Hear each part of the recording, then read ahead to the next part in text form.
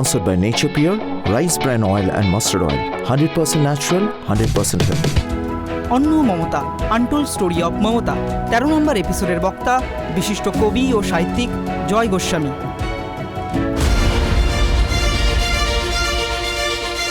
लोगों को लेके हम कम करेंगे और लोगों को लेके हम कम करेंगे तो भी कामयाबी हम लोग सब हो सकता है।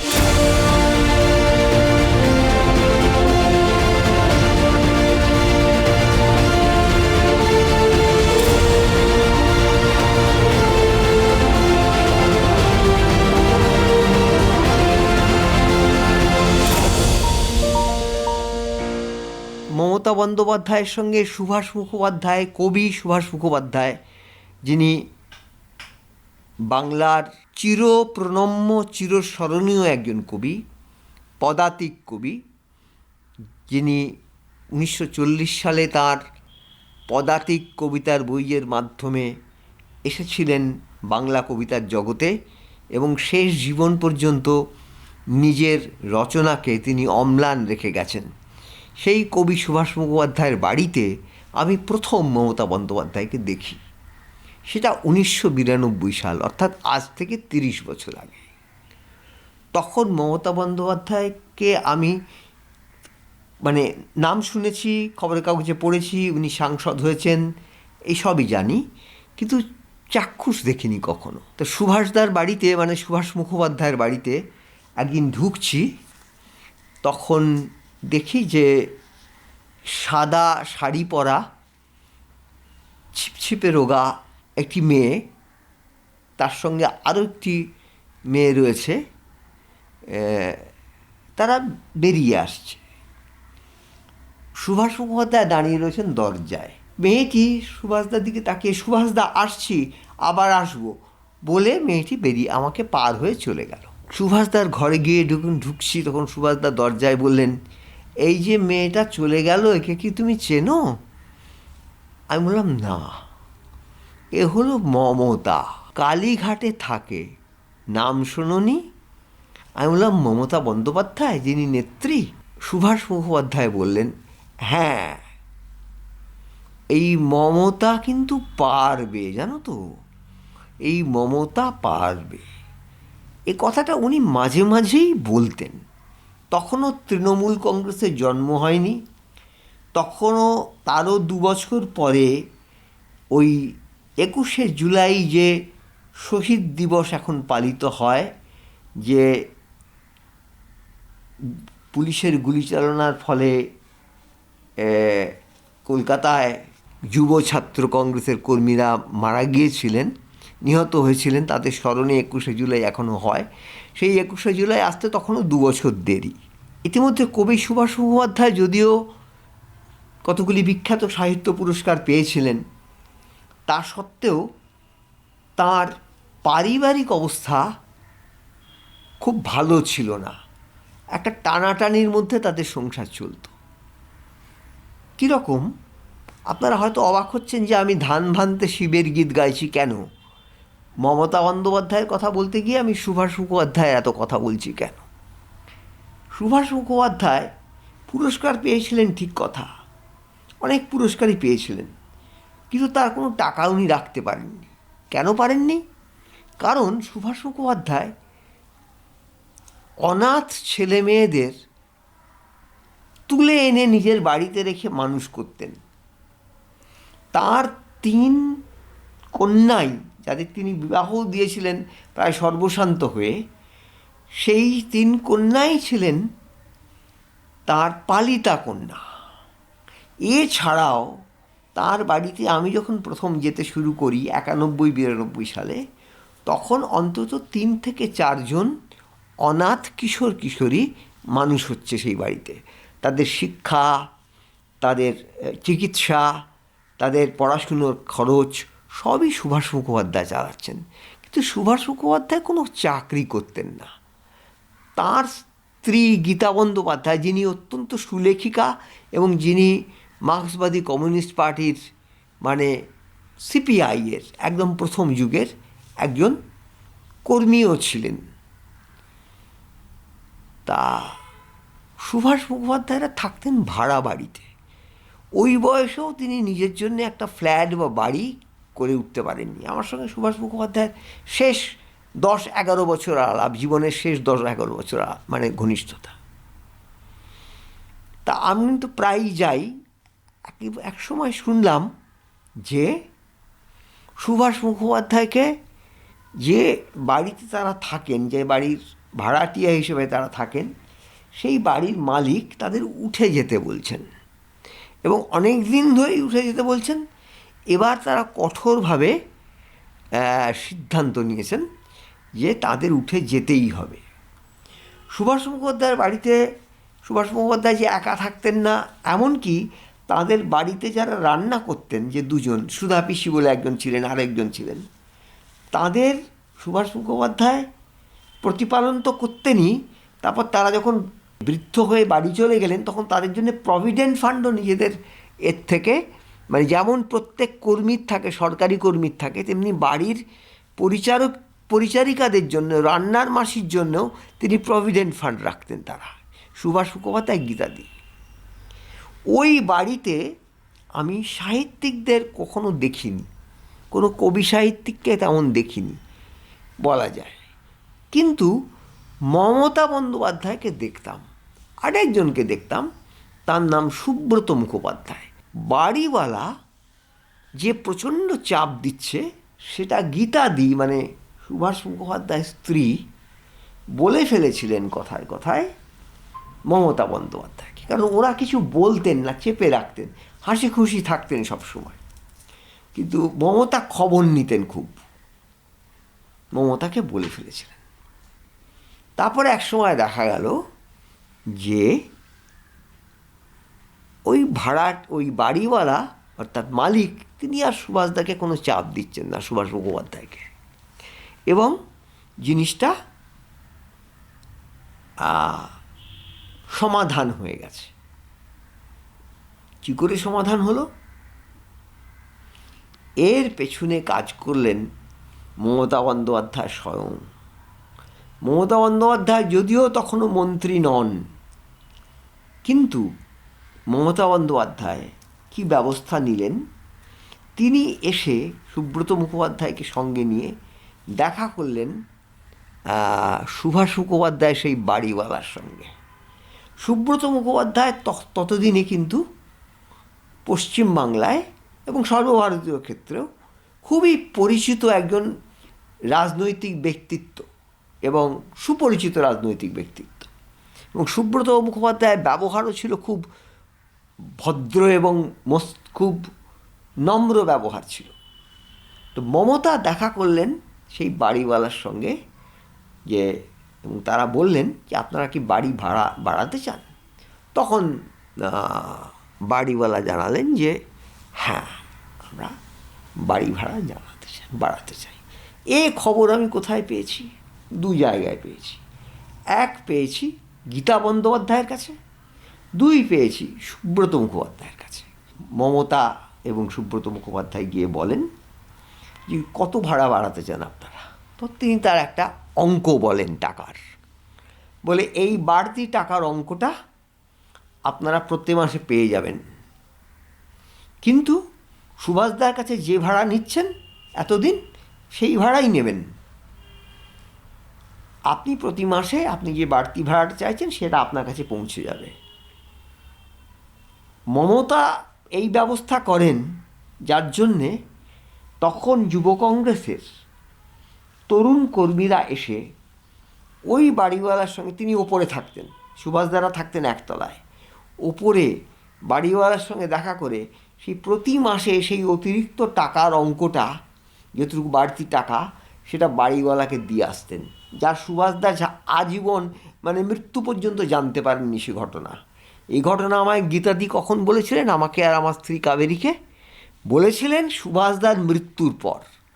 সুভাষদা বেঁচে থাকতেই সুভাষদা তৎকালীন যে বামফ্রন্ট সরকার ছিল তার বিরুদ্ধে সোচ্চার হয়েছিলেন, মানে সেটা আপনার 92 সাল থেকেই, মানে তার আগে থেকেই উনি 78 সাল থেকে উনি পার্টি কার্ড রিনিউ করাননি, এবং প্রত্যক্ষভাবে দক্ষিণপন্থী শিবিরে এসে এদের বিরুদ্ধে বিবৃতি দিচ্ছিলেন এবং কবিতাও লিখছিলেন। ফলে সুভাষদার মৃত্যুর পর যখন আমরা শ্মশানে গিয়েছি, মানে কেওড়াতলা মহাশ্মশানে, সেখানে কোনো সাহিত্যিককে আমি দেখতে পাইনি।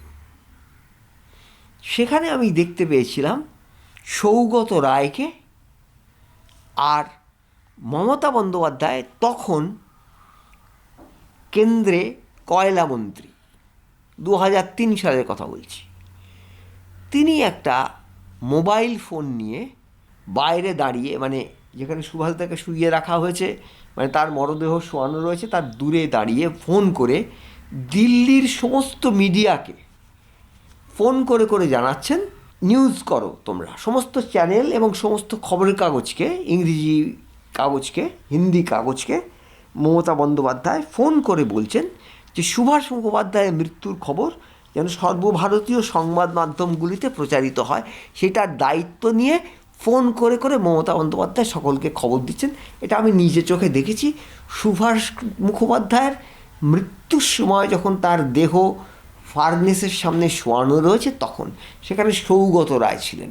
আর আমি কোনো সাহিত্যিককে দেখিনি, কারণ তখন সবাই বামফ্রন্ট সরকারের পক্ষে। পরে যখন সুভাষদার বাড়িতে আমরা যেতাম, মানে আর 1 বছর গীতা বন্দ্যোপাধ্যায় বেঁচে ছিলেন, তখন গীতা দিয়ে আমাদের এই কাহিনী শুনিয়েছিলেন যে ওদের বাড়ি থেকে উৎখাত হওয়া বাঁচিয়েছিলেন কীভাবে মমতা, একটা বড় ভূমিকা নিয়ে, সেইটা গীতা বন্দ্যোপাধ্যায় তখন আমাদের বলেন। একা কি সুভাষ মুখোপাধ্যায় আমাদের মমতা বন্দ্যোপাধ্যায়ের কাছে শ্রদ্ধা লাভ করেছেন? না। পরবর্তীকালে আমি দেখেছি, যখন নন্দীগ্রামে গুলিচালনা হলো এবং 14 জন কৃষক নিহত হলো এবং কৃষক রমণীরা ধর্ষিতা হলেন, তখন কবির সুমনের সঙ্গে মমতা সেই রাত্রে, যেদিনকে গুলিচালনা হলো সেই রাত্রে, মমতা চলে গেলেন নন্দীগ্রামে, ভোরবেলা পৌঁছলেন তমলুক হাসপাতালে। সেখানে হতাহতের ভিড় এবং চোখের সামনে মারা যাচ্ছে লোক, গুলি খাওয়া, মানে গুলি লাগা মানুষরা মারা যাচ্ছে, তাদের আত্মীয় স্বজনরা পাশে অসহায় মতো দাঁড়িয়ে রয়েছে। বহিরাগত নামে একটি কবিতা শঙ্খ ঘোষ লিখলেন, সেও সমান তীব্র কবিতা, যা কোনো একটি লিটল ম্যাগাজিনে প্রকাশিত হলো। একটা মহা মিছিল হয়েছিল। সেই মিছিলে প্রথম সারিতে ছিলেন ঋতুপর্ণ ঘোষ, অপর্ণা সেন, শাওলি মিত্র, যোগেন চৌধুরী, শঙ্খ ঘোষ, শীর্ষেন্দু মুখোপাধ্যায়। এরা সব সামনের সারিতে ছিলেন। সমরেশ মজুমদার এসে যোগ দিয়েছিলেন শেষ মুহূর্তে। তা সেই মিছিলটা কলেজ স্কোয়ার থেকে এসে পৌঁছেছিল, তখন বামফ্রন্টের সম্পূর্ণ রাজত্ব, এসে পৌঁছেছিল ইয়েতে, এসপ্ল্যানেডে। যখন বউবাজারের ওপর দিয়ে মিছিলটা ক্রস করছে, তখন সেই মিছিলের ওপর বাড়ির 2তলা 3তলা থেকে ফুল ছুঁড়ে ছুঁড়ে ফেলা হয়েছিল। শঙ্খ ঘোষের কবিতায় এই ঘটনার স্মৃতি পাওয়া যাবে, লেখার মধ্যে আছে, কবিতার মধ্যে আছে এবং গদ্যের মধ্যেও আছে। সেই মিছিলে কিন্তু মমতা হাঁটেননি। মমতা চেয়েছিলেন সেই মিছিল সম্পূর্ণ অরাজনৈতিকভাবে সাধারণ মানুষের সামনে আসে। মমতা একটি রাজনৈতিক দলে অবস্থান করেন তখন। তিনি এদের সম্পূর্ণ সমর্থন করলেও, তার আগে এদের সকলকে নিয়ে বৈঠকে বসলেও সেই মিছিলে তিনি যোগ দেননি। কেন দেননি? তিনি চেয়েছিলেন যে সেই মিছিলটি সম্পূর্ণ অরাজনৈতিক মানুষের প্রতিবাদ মিছিল হিসেবে গণ্য হোক। মৌন মিছিল ছিল সেটি। এরপর মমতা বন্দ্যোপাধ্যায় লোকসভায় নির্বাচনে জিতলেন। তৃণমূল পেল 25টি সিট আর এসইউসি 1টি সিট পেয়ে যোগ দিল তৃণমূলের সঙ্গে। 26টা সিট নিয়ে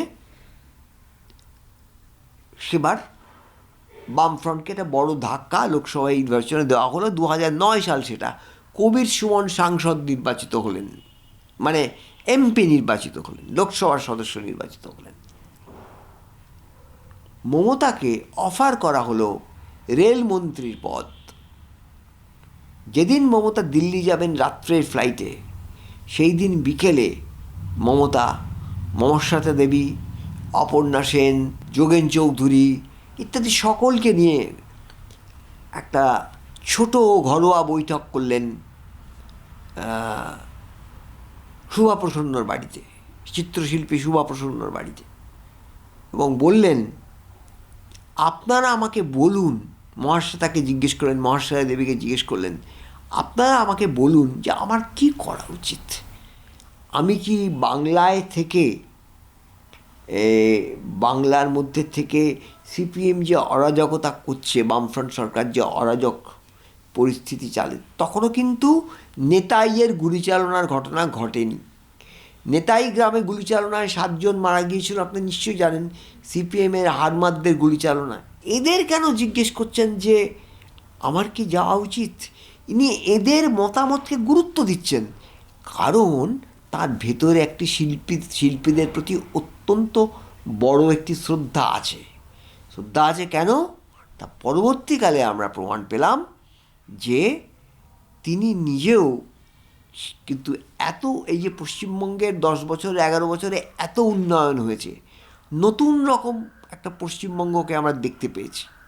এই এত কাজের মধ্যে তিনি কিন্তু নিজের ছবি আঁকা, গান লেখা, সেই গান সুর দিয়ে অন্যদের গান করানো, নিজের লেখালেখি মানে কবিতা এবং অন্যান্য লেখা, তার মধ্যে কিন্তু উনি নিজেকে ডুবিয়ে দিয়েছেন। মানে তার মধ্যেও সময় করে উনি কিন্তু সেই কাজ করছেন। অর্থাৎ ওর ভেতরে সেই শিল্পী সত্তাটা আছে বলে উনি কিন্তু সমস্ত শিল্পীকে, উনি এমনকি যারা ওর মতের বিরোধী, যখন উনি মুখ্যমন্ত্রী হলেন তখন যারা ওর মতের বিরোধী, অর্থাৎ ওর মত সমর্থন করেন না, উনি তাঁদেরও সাহায্য করেছেন, তাঁদেরও বিপদে পাশে গিয়ে দাঁড়িয়েছেন। কেন? কারণ যেই একজন রাজ্যের মুখ্যমন্ত্রী হচ্ছেন যিনি, তিনি কিন্তু সকল রাজ্যবাসীর মুখ্যমন্ত্রী। এইটা মমতা বন্দ্যোপাধ্যায় প্রথম থেকে মনে রেখেছেন যে সকল রাজ্যবাসীর মুখ্যমন্ত্রী আমি। যে আমার মত, আমার দলকে সমর্থন করে না, আমাকে সমর্থন করে না, তারও মুখ্যমন্ত্রী আমি। তারও ক্ষতি হলে, সে বিপদে পড়লে আমি তার পাশে গিয়ে দাঁড়াবো। সে অসুস্থ হয়ে পড়লে তার চিকিৎসার ব্যয়ভার আমি বহন করব। যে আমার সঙ্গে আছে সে তো আছি, কিন্তু যে আমার বিরোধী বা আমার পক্ষে সমর্থনে নেই, তার সম্পর্কেও আমি তার পাশেও আমি দাঁড়াবো। সেই জন্যে যে সমস্ত বিরোধী চিত্র পরিচালক, লেখক, কবি বা নাট্য ব্যক্তিত্ব ইত্যাদিরা, যারা মমতা বন্দ্যোপাধ্যায়ের পক্ষে ছিলেন না যখন নন্দীগ্রাম আন্দোলন চলছিল, যারা বামফ্রন্ট সরকারের পক্ষে ছিলেন, তাদের কেউ কেউ যখন এই মমতার শিবিরে আসতে চাইলেন, তিনি তাদের সাদর আহ্বান জানালেন এবং তাদের অত্যন্ত ভালো ভালো মানে পদে তাদের প্রতিষ্ঠা দিলেন। অন্যদিকে তিনি সকল সূক্ষ্ম শিল্পের যারা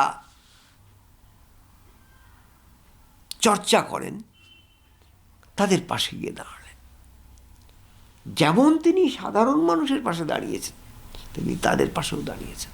আমি ওই নজরুল একাডেমির সভাপতির পদে তো ছিলাম, মানে আছি এখনও।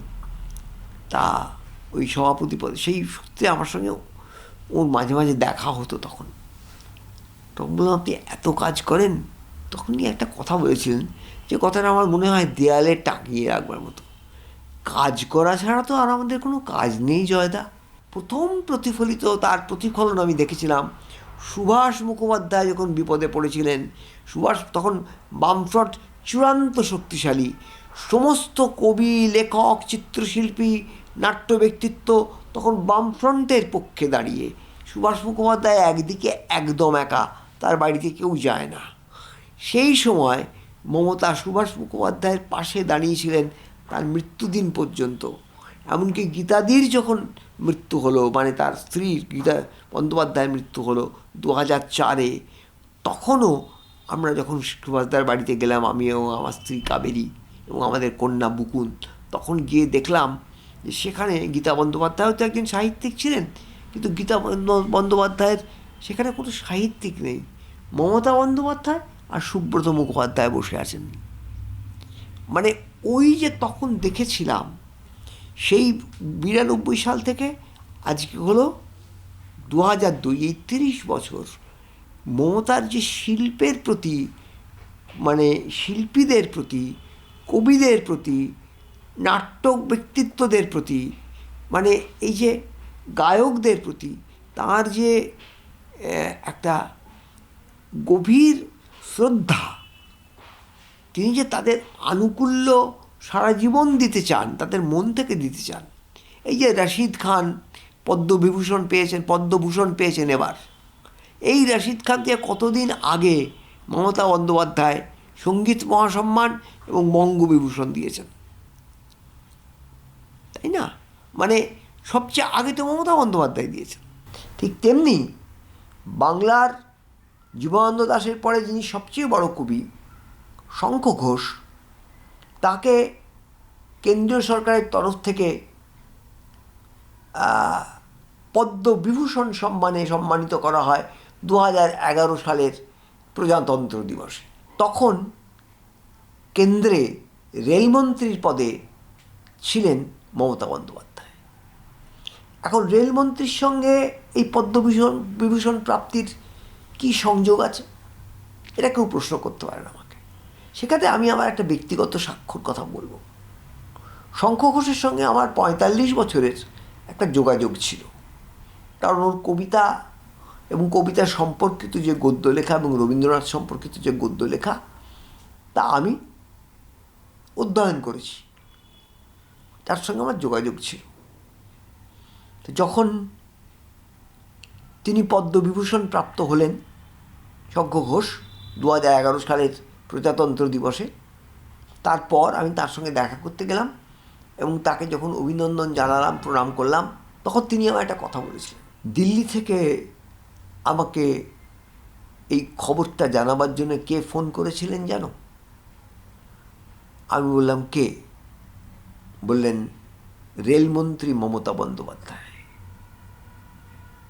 অর্থাৎ মমতা বন্দ্যোপাধ্যায়ের চেষ্টায়, সক্রিয় চেষ্টায় শঙ্খ ঘোষ পদ্মবিভূষণ সম্মান লাভ করেছিলেন। একথা শঙ্খ ঘোষ নিজের মুখে আমাকে বলে গেছেন। তুমি তো মমতা বন্দ্যোপাধ্যায়কে চেনো? হ্যাঁ চিনি, তাই তোমাকে বললাম। উদয়াস্ত পরিশ্রম করেন এবং আগেও উনি পরিশ্রম করতেন এবং আগেও উনি ব্যস্ত ছিলেন। এখন তিনি তার ব্যস্ততার যে প্রতিফলনটা, সেটা আমরা দেখতে পাই এই যে তিনি কাজগুলো করছেন। কোন মুখ্যমন্ত্রী এই কাজটা করেছেন?